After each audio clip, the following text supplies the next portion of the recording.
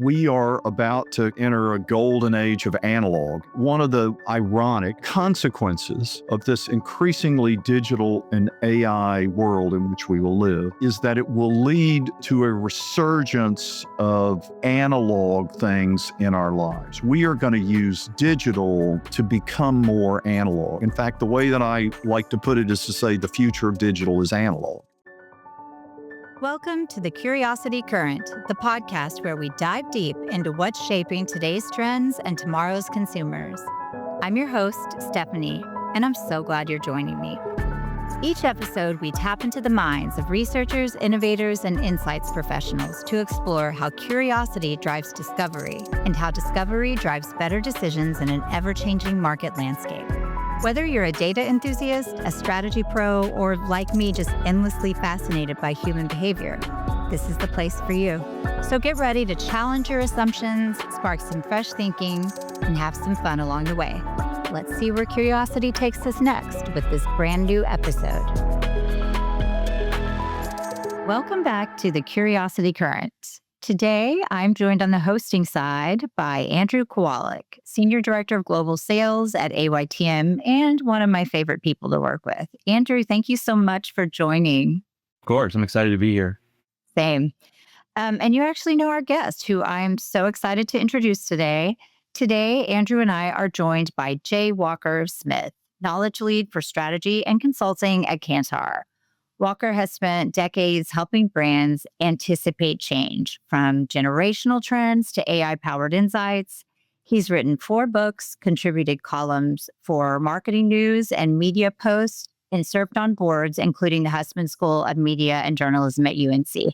In this episode, we'll talk about how AI and technology are changing market research, why pricing and storytelling matter, and how agile research can help brands stay ahead. Walker, welcome to the show. Glad to be here. Thanks for having me. Very excited to have a little conversation today. It's good to see you, Andrew and Stephanie. Very happy to be here. Awesome. I love it. Well, Walker, let's get right into it. So you have spent decades, as we said, helping brands navigate, cultural and marketplace change.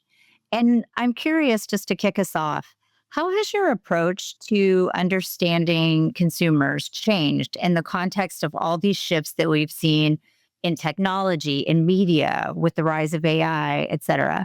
So one of the things that I push back against a lot is kind of the marketing obsession with change. We just seem to be overly enamored with the idea of change and things always getting different and all the new and exciting toys and things that we get to play with as marketers. And all of that is important, and it does affect and improve how we do business. But I think it's important to remember that a lot of the fundamentals of marketing never change. So the core ideas of marketing, the things that we're supposed to be doing, the ways in which we're supposed to be delivering solutions to consumers don't really change. And I think a lot of the new tools that we have and a lot of the new developments that have taken place in marketing are helping us execute the fundamentals better. One of the ironies of marketing is the value of the things that change is really benchmarked against the fundamentals that never change. And so while I do different things these days, I'm tapping into new sources of data. I've got better ways of accessing that data. There are many more data sets and sources of information available about consumers and brands and marketing activities than ever before. The core process, the fundamental job of trying to figure out what the story is about the marketplace and the consumer is the same as ever. So I just find that I'm kind of more overwhelmed than ever with all of the resources that are available to me. But I don't know that my fundamental job has changed all that much, which is to kind of tell a really interesting story about consumers that our clients can use to find some innovative ways of solving problems for people. Very interesting. You've done this a very long time. Well, let's not say very long, but I have done it for a long time. You got me thinking, when you think about some of this change, how do you tell which emerging behaviors are worth paying attention to and which are just noise? There is a lot of noise and there's a lot of waste in what we do in marketing and marketing research as well. But I think you know that something is really changing and really worth focusing on and spending time on when you see consumers changing the ways in which they engage with brands. So they want something different from a brand, or they want it delivered to them in a different way. And of course, there are some continuities through all of this. So, as we may discuss, it's certainly one of my long running themes. I think convenience is the single biggest driver of consumer choice and consumer decisions in the marketplace. And that's always been true throughout the history of sort of modern consumer marketing. So when we see things that people can really grab onto, that save them time, that make things more efficient for them, then we know there's really a there. There's something going on that we should pay attention to. And that's all about how consumers engage with the marketplace. It is that point of intersection between brands and consumers. And I think that's the key to me, at any rate, when we see consumers kind of asking for something different in the way in which they're engaged with brands in the marketplace. And there are a lot of things, by the way. I would just say we live in a very volatile world nowadays. One of the big changes, and it's kind of the water in which we swim, so sometimes we don't recognize it. But for the entire 21st century, we've been living in a much more volatile world than we lived in during the latter part of the 20th century. And we sometimes forget this. We just kind of live as we are now, and we think, well, this life is always like this. It's just sort of getting a little bit worse these days. And actually, that's just not true. The last part of the 20th century was a period of time that Ben Bernanke described as the Great Moderation. When central bankers and macro economists like Larry Summers and others, kind of thought they were in control of things. And to a large extent, they were. I mean, we still had disruptions and volatility and uncertainty. We had all those things. But keeping all of that under better control was one of the things that we learned how to do coming out of the inflationary crisis of the 1970s. And all those tools were very effective in managing the global economy and the consumer marketplace right up until the financial crisis, when things kind of fell apart. And we've lived in a much more volatile world since then. And so I do think we are seeing some changes in the ways in which people are just thinking about how they want to connect with brands in a world that is much more disruptive and uncertain than things we've seen in the past. It should change the ways in which we think about how we engage with consumers. I think that's one of the things that we're a little bit behind on as we get caught up in all the novelty of things like AI. Yeah, Walker, I would love if you could unpack something you said about convenience, because I think that's such an important point. And I'm curious, like in your example, I feel like you were using examples of like the convenience that a product offers. Is it also about the convenience of choice, like how convenient and easy it is to make choice at shelf? And then also that like creating seamless path to purchase, like is all of that fall under that convenience umbrella? I would say so, yes, because I think it's all about consumers, getting time back in their lives. It's kind of all about control over time. I do think one of the things we tend to forget is people don't like marketing as much as we do. That's such a good point. Yeah. The typical encounter that people have with marketing is an experience of clutter. It's like, I got to wade through all these ads. I got to wade through all these promotions. I got to spend all this time on this website. It's just, we're kind of in the business of creating little irritations and annoyances that people have got to manage their way through in order to do business with us. And people do want to do business with us, thank goodness. But, they're not as enamored of marketing and advertising as we are. And so, there are other things that people want to do in their lives. They don't want to sit around and hang out with a brand all day. They don't want to watch ads all day. We do it from 9 to 5 every day. That's our job. But that's not what most people want to do. Most people want to get what they want from the marketplace and then get back to their lives. And the more conveniently they can get what they want from the marketplace, the happier they are because they get time back in their lives to do what they really want to do. And obviously, some of that is tied up with marketing too. I don't mean to make it sound like these dividing lines are crystal clear. There's a lot of overlap and fuzziness and all that kind of thing. But I think convenience is just kind of the most important thing that people are looking for in all of the ways that you describe. And I say that because people will pay more for convenience, and you can introduce a much better new product, and people won't use it if it's less convenient. Convenience just kind of overrides everything. Now, I'm exaggerating a little bit, obviously, but I do think in the balance of things, convenience is more likely to tip the scale than anything else. It's fascinating. Yeah. What's interesting, and you've said before, I'm thinking about convenience and how AI plays into this. And you've said AI is helping us get better at old ways of doing things, but not necessarily at predicting what comes next. Do you see a world where brands will be able to leverage AI to actually forecast the future instead of just speeding up our old process? Forecasting is a fraught exercise. And the best predictor of the future is what's happened in the past. So, all these kind of things are true. It remains unclear to me exactly what AI will offer when it comes to doing kind of future prognostications. My concern about AI is that right now we are looking at AI and we're seeing all the things that it's doing and we're getting all excited about it. But when I kind of take a step back, what I see is that AI is helping us and helping consumers kind of get better at doing things in the same old way. So we've got better search. And now Amazon has just introduced a recommendation engine powered by AI for its website. Well, we've had recommendation engines. There's nothing new about that. It's just using AI to do the same old things. I think that's phase one of AI.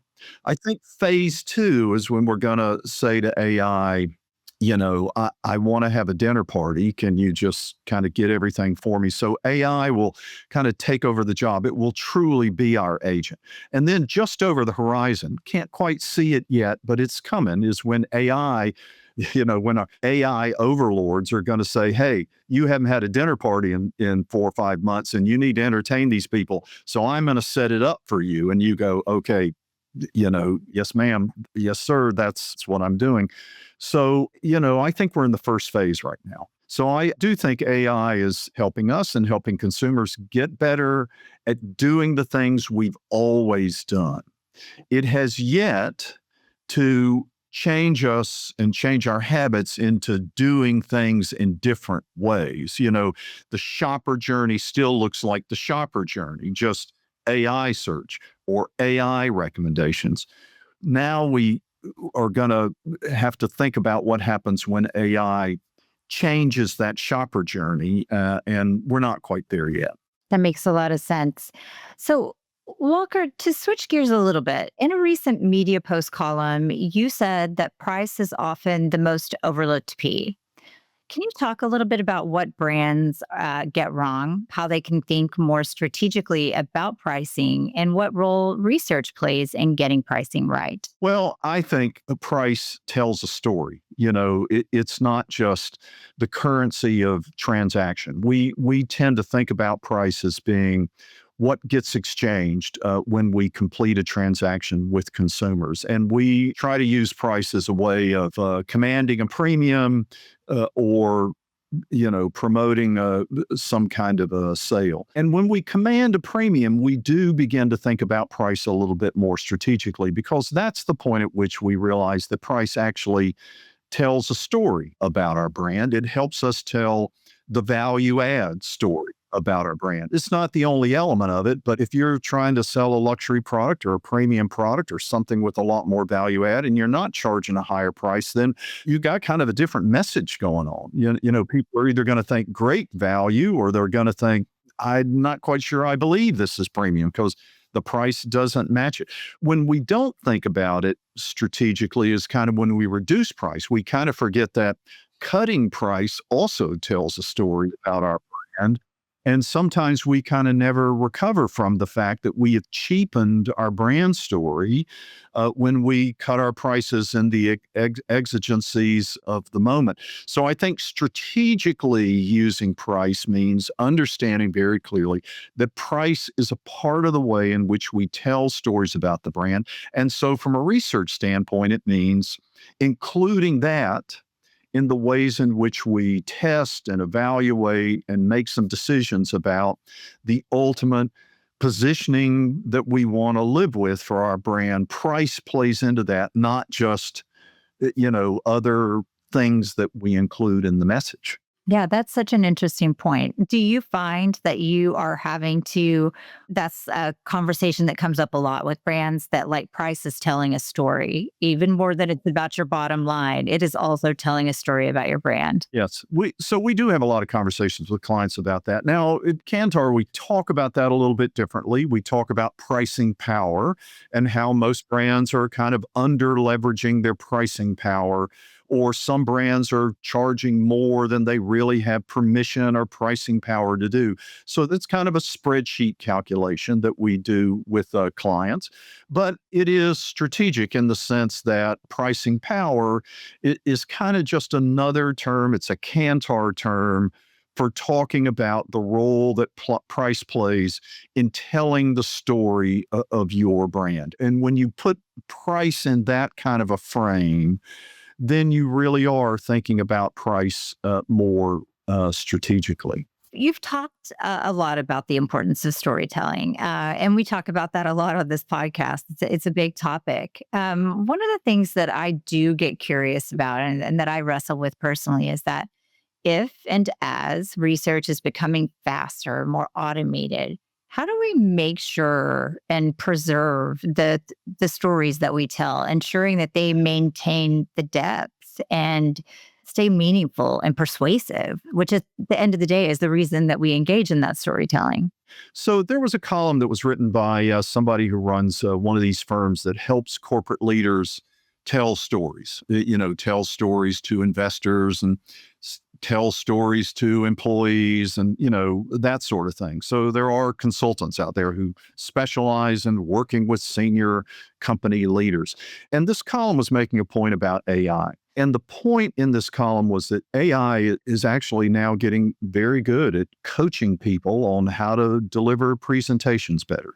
And there are AI apps out there now that will listen to you present and then make some very detailed recommendations to you about pacing and speed and pauses and, all these kind of things that we think about as speakers and presenters.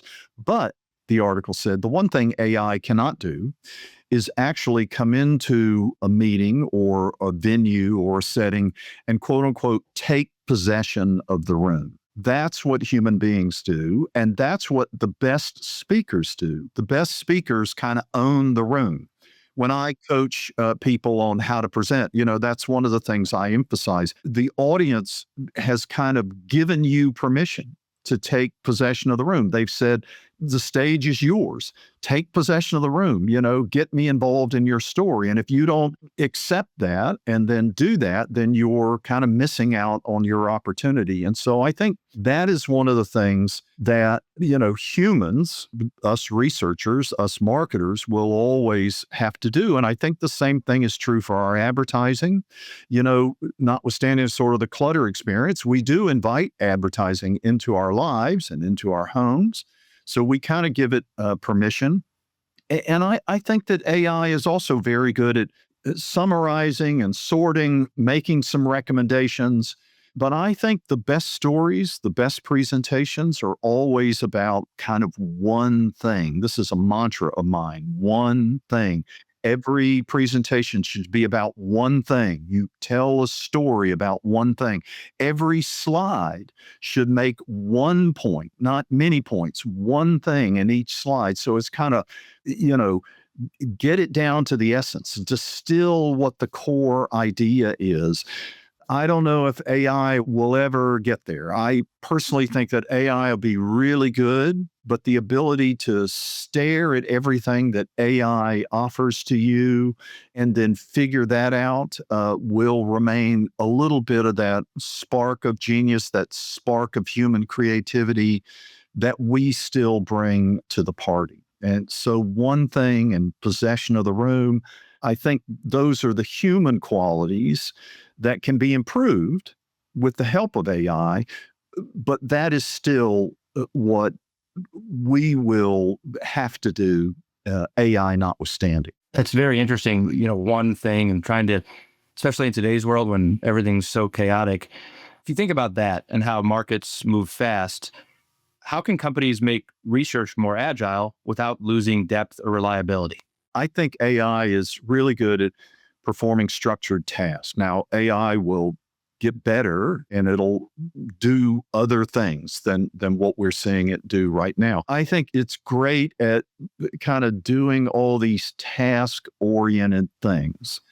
And I think research and marketing will increasingly hand off all of that stuff to AI. And some of it will be creative iterations. Right now at Kantar in our Link AI testing, we'll take an ad or a concept, test it, and then based upon our database of past ads and past concepts, we'll make some real-time recommendations about how to improve it. And then we'll make a prediction about how that would test. And then we'll iterate and make another improvement and make another prediction. So I think AI will do a lot of that stuff too. But agility is not just kind of the speed and the efficiency of doing all these task-oriented things. Agility is really the ability to think on your feet and to think a few steps ahead and to be able to anticipate and have some creative responses to where things are likely to be headed. I hate to use battle analogies or war analogies, but, consistently, when you read histories of battles and wars and soldiers and armies, it is the military leaders who can see a few steps ahead outside of everything that's going on in the moment who are able to sort of carry the ultimate victory. And I think that's true in research. We will be more agile the more time we can spend thinking. And AI is going to give us more time to do that. And I think that's the most exciting part of a lot of the things that are happening right now. It's interesting because it almost sounds like when we're talking about agility, that it's the ability to kind of, based on the information around us, be able to pivot quite quickly. And it does strike me that as researchers, you're kind of on the forefront of that information, right? So it really does become critical to the role. I think our jobs are going to change, particularly in corporate settings. One of the things that has been critical in the past is our knowledge of research and our ability to manage research projects. I think that will increasingly be a skill that we don't look for when it comes to researchers. We're instead going to ask for people who are comfortable with thinking with data and telling stories with data. And AI is going to be great at the data, and AI is going to be great at coaching the storytelling and helping us do some better things with the data. AI, it's going to make us better. But ultimately, it is thinking about these things.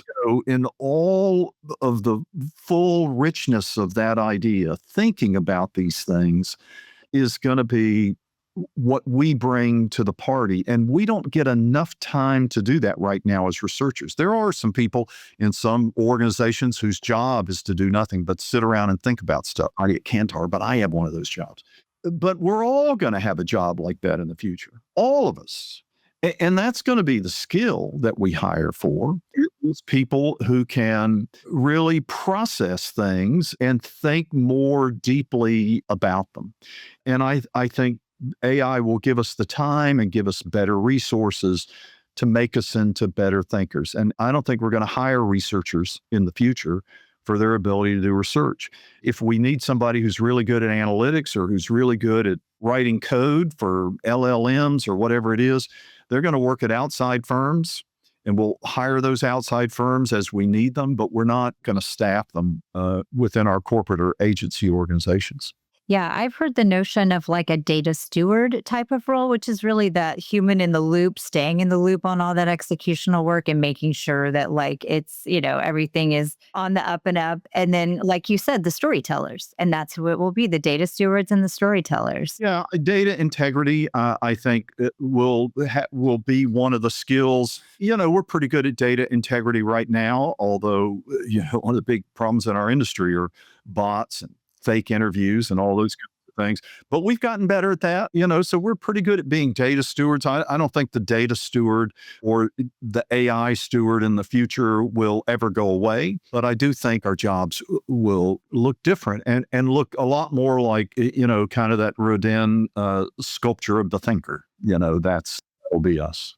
Okay, Walker. So as we touched on a few topics today, and you've in the past written that convenience often shapes pricing perception. How should brands balance convenience, price, and storytelling to really connect with the consumer? So I think of those as three kind of fundamentally different things, or I guess I should say two kind of fundamentally different things. So I think of price and convenience as kind of attributes or characteristics of a product.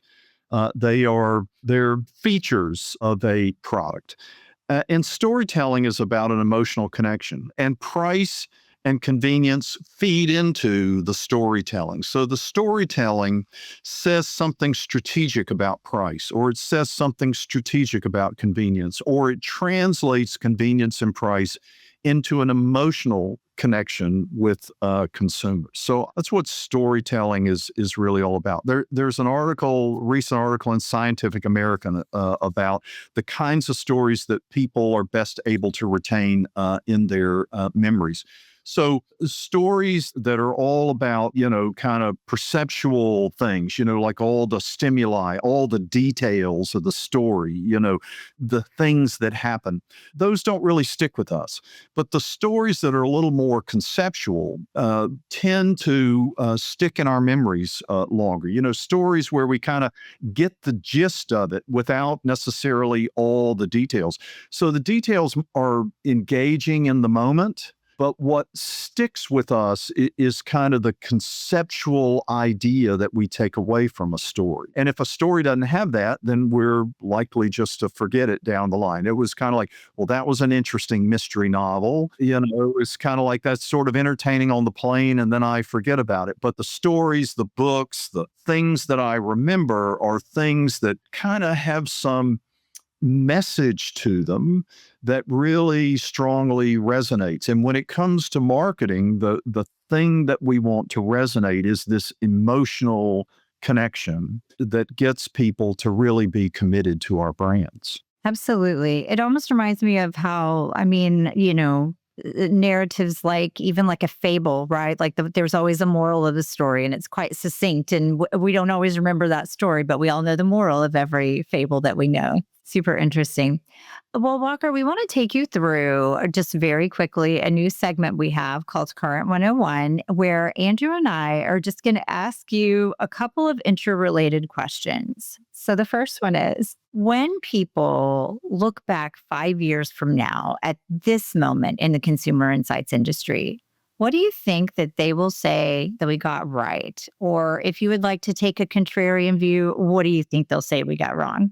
Well, I think that people will say what we got right is all about how we are deploying technology to give us more time to think, something that we discussed a little bit earlier. I think what people will say that we got wrong is that we got sort of caught up in the volatility of the moment, and we scared ourselves with all these frightening stories about the end of the world as we know it. And we kind of fell off the edge of the earth with catastrophic tales of our own destruction for whatever reason, social, political, technological, economic.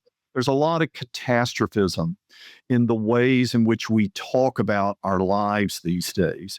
And there have been periods of time like that in the past. And we kind of come through it and go, oh, okay, I guess things weren't quite as dire as I thought they were in that particular moment. So I think that's where we're going to say, gosh, we kind of got that wrong.